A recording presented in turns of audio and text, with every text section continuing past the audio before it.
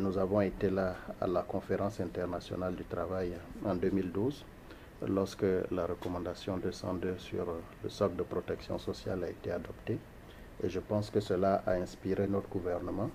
puisque nous nous sommes engagés dès après dans un processus d'élaboration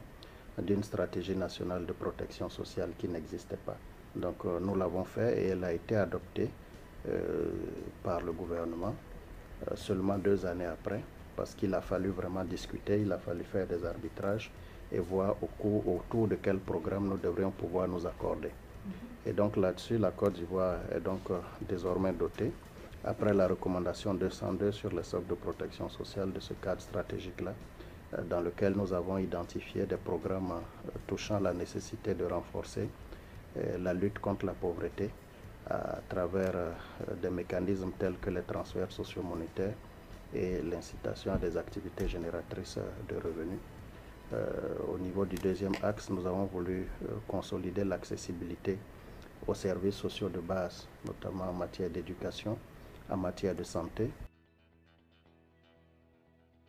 Sur cet axe-là, le gouvernement a pensé qu'il était bon, dans le cadre des dispositions de l'Union économique et monétaire ouest-africaine, de renforcer donc l'aspect de la mutualité à travers la mise en place d'une agence ivoirienne de régulation de la mutualité sociale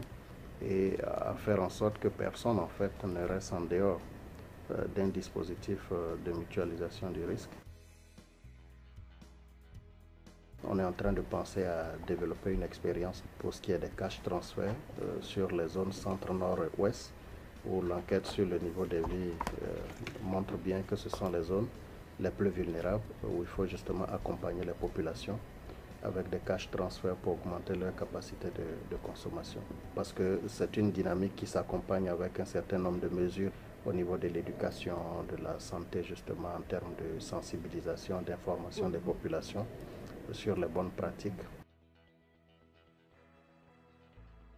Généralement quand même, dans notre environnement culturel,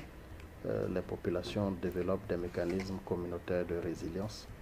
qui leur permettent de relativiser l'impact et le coût de la pauvreté en tant que telle, de telle sorte qu'elles se déplacent plus dans le milieu urbain, pauvre, et le milieu périurbain, où justement on connaît des stocks importants également de personnes qui sont en état de pauvreté, avec un effet bien entendu collatéral de la crise militaro-politique que nous avons connue ces dernières années, qui a affecté particulièrement ces régions-là et qui a donc aggravé, voilà, parce que justement ça a perturbé la capacité de ces populations-là à pouvoir disposer d'activités génératrices de revenus. Et nous espérons peut-être couvrir à peu près 200 000 individus sur une période de 5 ans. Et je dois dire également que l'extension de la couverture de nos populations en termes de protection sociale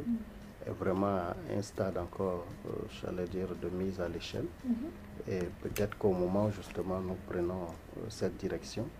il est bon que nous puissions nous entourer des différents instruments au plan international qui vont permettre de renforcer les initiatives locales.